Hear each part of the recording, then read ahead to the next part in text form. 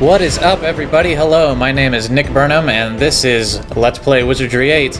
This is probably my favorite game of all time, and certainly probably my favorite computer role-playing game of all time. At the very least, it's just extremely well put together. It has an awesome character creator, one of the best I've ever seen, probably my favorite. And not that many people know about it. There seems to be like a dedicated cult following on a few forums. I've checked around over the years. I've tried to stay up on it. There's actually a pretty nice modding community, and a pretty good modding program called the Cosmic Forge. I'm not going to play the introduction for you because the thing with this game is you'll only be able to hear the audio. You won't actually be able to see the video. But if you just search on Google, you can find the introduction for yourself. It's pretty epic. And it's nice to know the story. It's kind of a simple story, but I like it. It's kind of Star Wars and Lord of the Rings thrown together. If you didn't know, this game is a mix between sci-fi and fantasy, and it's actually the concluding third of a trilogy, which is comprised of Wizardry 6, 7, and 8. I know this is actually the 8th Wizardry title, but the last 3 of those games was a trilogy, starting way back in the late 1980s. And I think Wizardry 7 came out in 1992, and this game didn't come out until 2001. So fans had to wait a long time, and unfortunately this was Surtech's very last game. They went bankrupt shortly before this came out, actually, and it's kind of a wonder that this even came out at all. Nowadays the Wizardry property is owned by some Japanese company, and you know, they're still putting out games fairly regularly, and actually a Wizardry MMO is coming out soon this year. I know the beta is open right now, but it's not really related to the original style of games at all. The one that came out on the PSN a little while back is still a dungeon crawler, but it's nowhere near the kind of epic scope and greatness of this game in my mind. So without further ado, we're going to start a new game, and I've decided I am going to show you the character creator, and because I think it's really important to know going in what we're dealing with. But if you're not interested in that, you can skip to a subsequent video, and where we're actually in the main game, and you can actually see some real gameplay. But for now, we're going to create a party. I am going to be playing this game on the hardest difficulty. I've beat it on Novice, and I played around a lot on normal, but I've never really played on the hardest difficulty. I'm not going to do Iron Man, because that's kind of insane. Not really worth it, but I don't know, just for a challenge for myself and to make the video a little bit more dramatic, I think we're going to do that. And if you notice down here it says 7 to 8, yeah, if you held on to your Wizardry 7 save for like the 9 years after Wizardry 7 came out, you could actually import your party from that game into this game, and the same is true for Wizardry 6 into Wizardry 7 as well. And even at the end of this game, as a side note, they give you a save file to import into the, you know, what would have been Wizardry 9. Of course, Wizardry 9 is probably never going to come out now, but it's nice that they included that feature, you know, just in case. But anyway, since we are going to be playing on hard, we're going to, you know, go pretty straight up typical party. You make a party of 6 characters. You don't have to have 6. You can, you know, have only 1 or 2 or 4 or 5, you know, if you want. And the game will actually scale to how many characters are in your party. You know, it's not just going to throw, you know, 30 enemies at you when you only have 1 guy. At least not until the end of the game. So we're going to make a fighter, and we're going to make him Dracon. Dracons are great because, you know, they're good at being fighters. I really like their Breathe Acid special ability. It's really nice at the beginning of the game to have an area of effect ability, which acts like a spell. But this is a pretty complicated game. As you can see, we've got the 7 main stats here: Strength, Intelligence, Piety, Vitality, Dexterity, Speed, and Senses. We've got separate stats for hit points and stamina and whatnot. We've got skills, abilities, and traits that are specific to the different races, and even genders in some cases.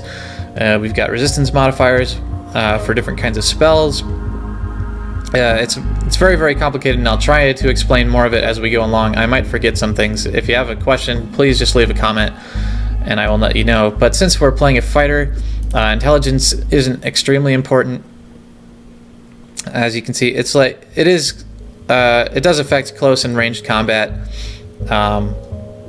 but not as heavily as like magic and stuff. So we're going to put a lot into strength, and since we are just starting off in level 1, we have up to 20 points to work with for this particular character. That when we level up later on, we'll only get 6 points to put into stats. So it's pretty important to choose wisely at this stage. I'm going to put quite a lot into strength and speed, which we just right click in here. It can affect your armor class. It influences some combat skills, but most importantly, it affects your initiative in combat, you know, which character goes first. And it's always nice to get the drop on your opponents. Vitality, he's already got quite a lot of hit points for a level 1 character. Piety, we're not going to worry about. That mainly affects divine spells for priests and bishops and whatnot. Senses, we can put some points into that, I think. I think we're gonna go the full 20 into strength.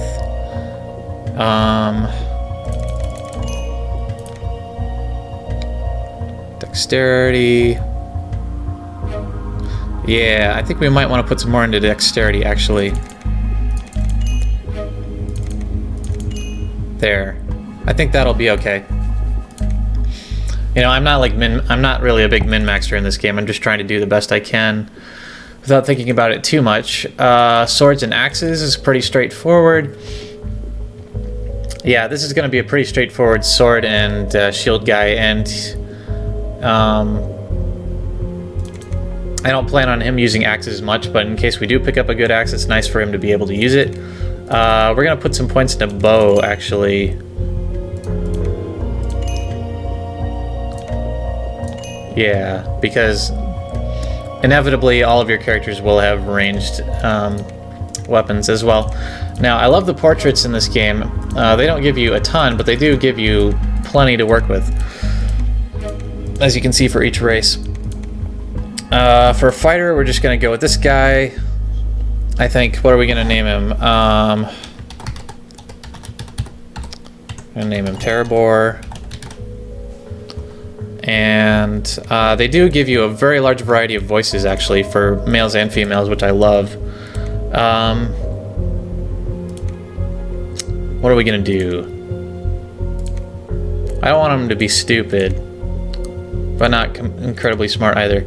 I always like this one. By my honor, I swear I'll protect you from danger. You know, that's pretty standard for what I do for the main guy.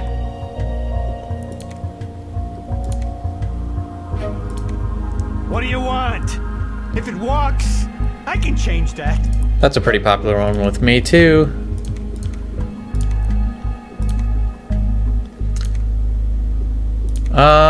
Yeah.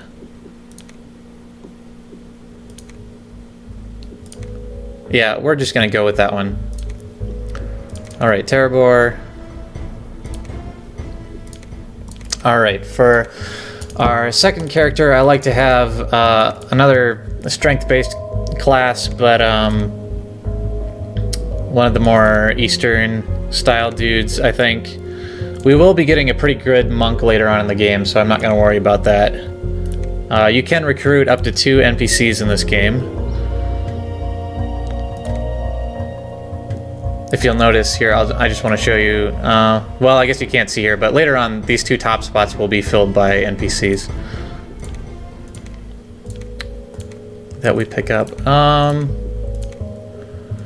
Just trying to decide between a ninja or a samurai.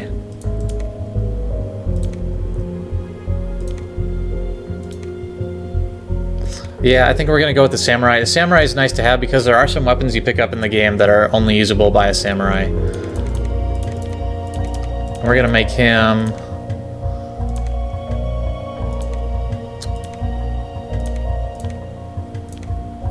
Huh. Hobbit Samurai is actually good, apparently.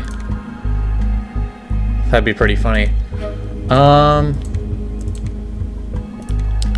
We could just make him a human, or a Mook. Mooks are like Chewbacca, like or a Sasquatch kind of dude. I don't know. I think of him as whatever Chewbacca's race is.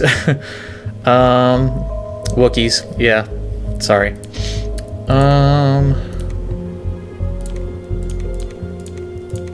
I don't want to be too crazy, but that Hobbit Samurai is really tempting and just kind of silly. Yeah, we're gonna make it a female Hobbit Samurai, I think.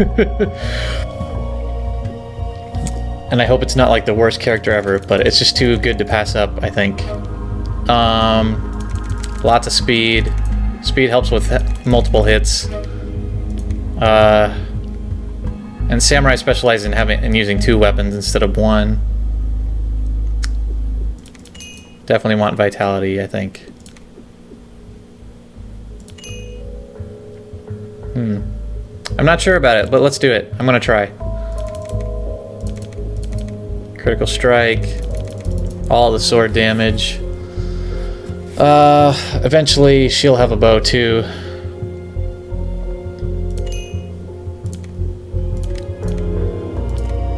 Let's see, what looks like a samurai? We only have 4 Hobbit pictures to choose from. Or we could use one of the 2 ninja ones. Nah. We want to be able to tell that it's a Hobbit, I think. This is so silly. We're gonna go with her, though. We're gonna call her Delia.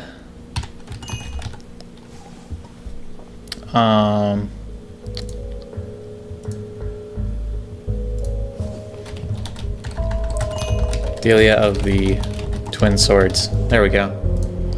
And you can change these names actually at any point in the game, which is kind of nice. I never like doing that though. Some believe I can speak with animals, but it is they who communicate with me. I think we want her to be kind of eccentric because this is a pretty eccentric class. I've consulted the stars. But we want something that sounds more like a hobbit. I'd love to join you. It sounds absolutely fabulous. Yeah, that sounds good to me. This is maybe the weirdest character I've ever made. But, let's see. And I always like having a ranger. The great thing about rangers is, what it says right here. They search all the time. Normally, you have to turn on search while you're outside of combat to notice secret items that are just lying around. And when you do that, you're more vulnerable to being surprised by wandering monsters, I believe. But having a ranger pretty much assures that that's not going to happen so often. And they're just, it's great to have really good ranged characters, especially at the beginning of the game, because you'll fight a lot of monsters that don't have ranged attacks or have really weak ranged attacks, and you can kill them before they even get close. So we're gonna have a male Mook, I think. Strength is still important here. Yeah, it still affects hitting creatures, I believe. Definitely want a lot of dexterity. We're gonna put a little into vitality. Senses is important.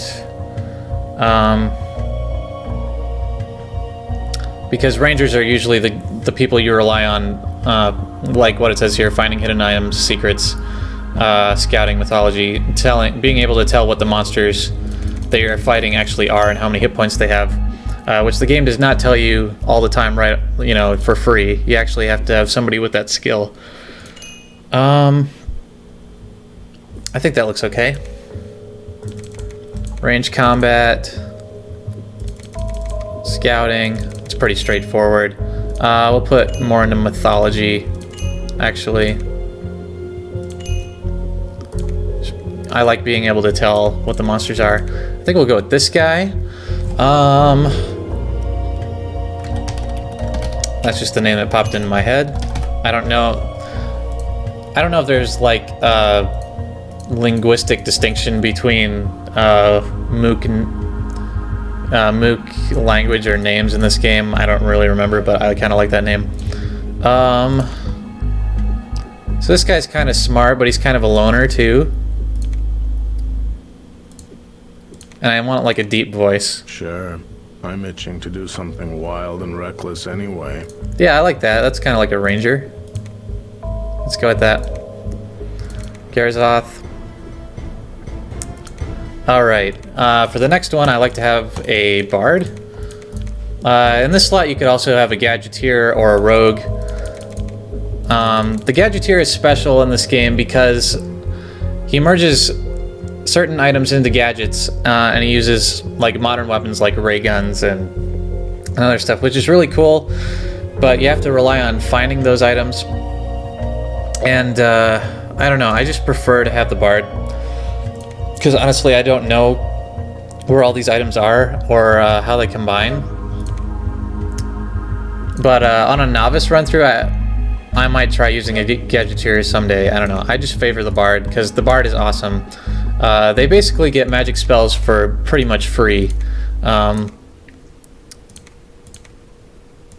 Mooks are good here too. I think we're just gonna have human. That's gonna be female. I like to have an even split male-female here. Intelligence, I believe. Yep, we want a high intelligence for the music. Chance. What else?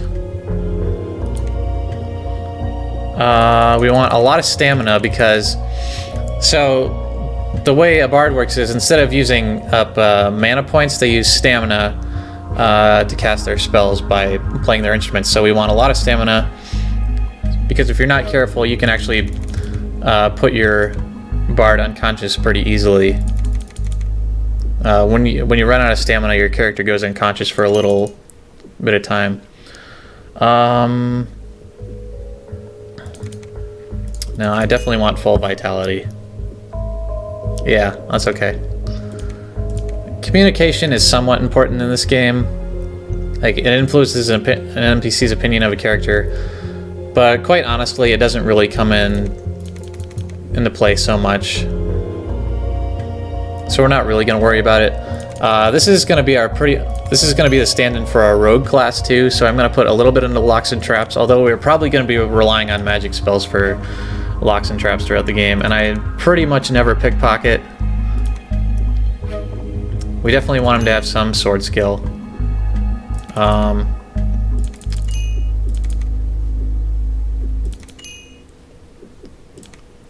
Maybe some throwing and slaying. Like, these skills will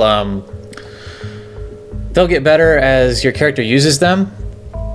Like, even when they're not leveling up, just between rounds after combat, these will improve depending on what your character is doing. But it's nice to have somewhere to start from so you're not missing and whiffing with your spells all the time. I liked that first one. Yeah, I like their glowing necklaces here. I always use her as like a Valkyrie or a fighter. Okay, let's go. Let's see.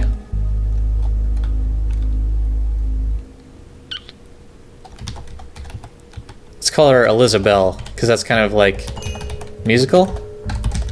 I know I'm so clever, but I want her to be An adventure? Why, I'd be delighted to help you. It sounds most entertaining. I love all their different accents. Like this one's a southern one, I believe. Sure, darling. Just leave it in my hands. I have loads of experience, believe me. Yeah, let's go with that.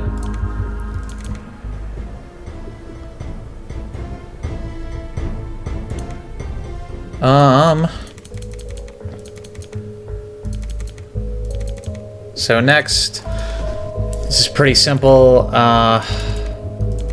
You can go with an alchemist. Alchemists are nice because they make potions while you're camping. They're good with like throwing items like bombs and and potions that explode and stuff, but or a psionic.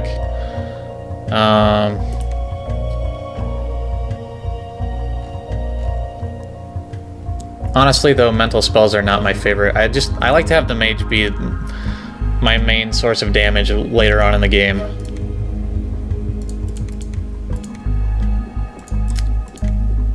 And there's a lot of good choices here. Elves especially are good.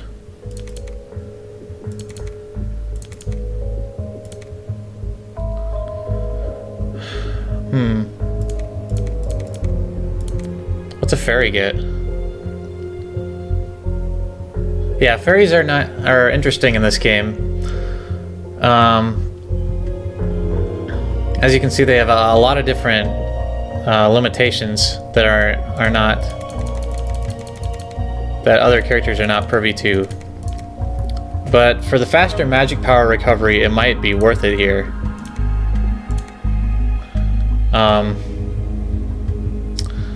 I've heard of a lot of people doing solo games with just one fairy ninja, and actually fairies make great ninjas because they're so small.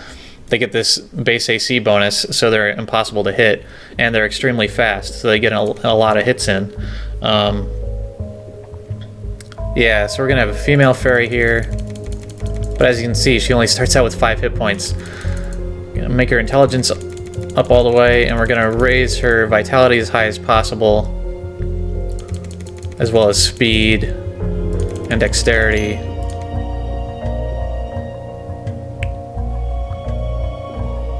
Yeah, that looks fairly good to me. Who knows? This could really blow up in my face, but the interesting thing about this game is that status affecting spells are a lot more valuable than straight up damage dealing spells at the beginning of the game, just because they affect more than one monster. And at this point, your damage dealing spells will probably not do nearly as much as your fighters or your rogue or your ranger even. And most of the time you'll be facing groups of enemies like 5 or 6 at once, so it's nice to have stuff like Sleep and Terror. I am gonna get Energy Blast, just so we have room to work up to Fireball. Wizardry. Let's see, Staff and Wand. That looks okay. We're gonna go with her. I'm just gonna call her Cerena. I like E's in names if you didn't notice. Intellectual, probably. Well, well. I wondered when you would get around to me. You won't be disappointed. Oh, I like that.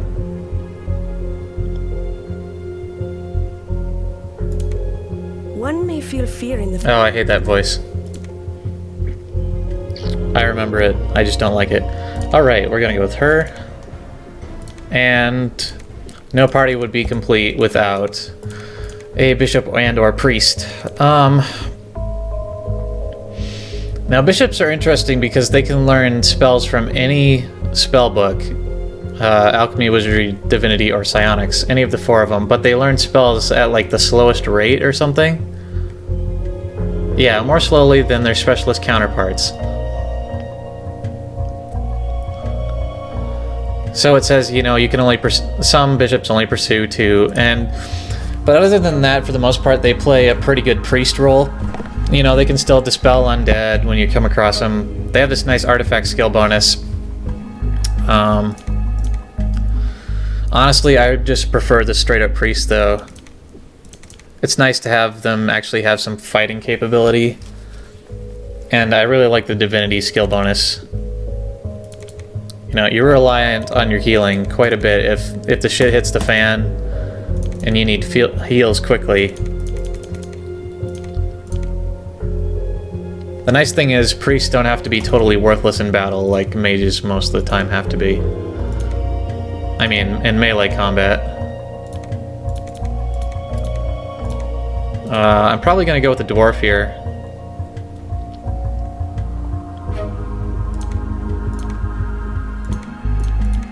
See what the stats are. They start out with 60 piety. So does a dwarf. Less vitality. Dwarves have more strength. Yeah, I think we're going to go with that. And we are going to give him some more intelligence because he will pick up other spells later, I think.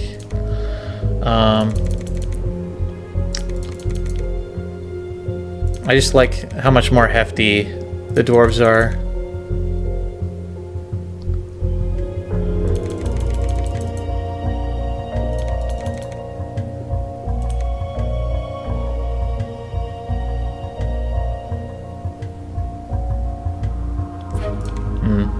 That looks okay to me. Oh, we forgot to pick the gender. Male. And of course we want heal wounds, and I like bless. Just another, yeah, see, you can still pick up spells from other areas. They're just not from other spell books necessarily.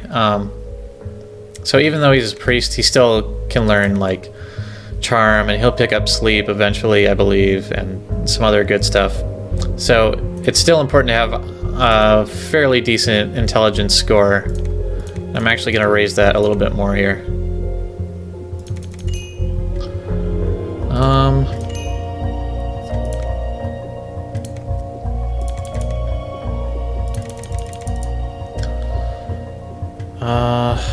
What does he start with? I don't remember what his starting equipment is.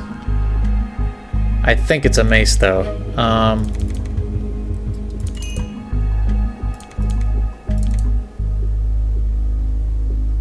Communication. Okay. I don't like that picture. And we're gonna go with him. And we're gonna call him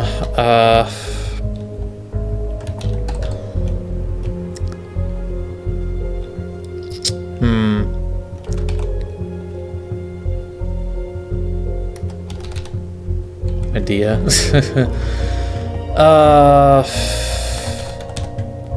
I don't know, I think he's so friendly, we're gonna call him like Uncle something. Uncle Eric.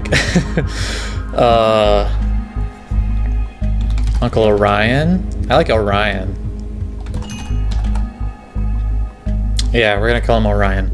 And he's gonna be a real nice dude. Don't worry about a thing, friend. I'll take care of it for you. That's usually the dwarf voice I go for. We could go with something like this and make it more interesting, though. Strength that make us solid, lad. But I be lucky to have both. I kind of like that. Yeah, let's go with that. That kind of suits his character more, I think. Because he's strong, but he's the priest, you know? Okay, so... here's our setup. Alright, like I said, we're gonna go on expert difficulty. This doesn't really matter, and like it says, the above options may be changed at any time during the game, so if it does get too hard, I might ship it back from expert to normal. But for now, we're gonna try and do as well as we can. Like it says down here, Iron Man prevents you from saving or loading your game except when exiting. And that just really gets tedious. It doesn't really add that much challenge to the game. I feel like I've never really tried it, and I really don't have any desire to. But thanks for watching if you watched all of this. And check back next time when we get into the game proper. I will see you later. Bye.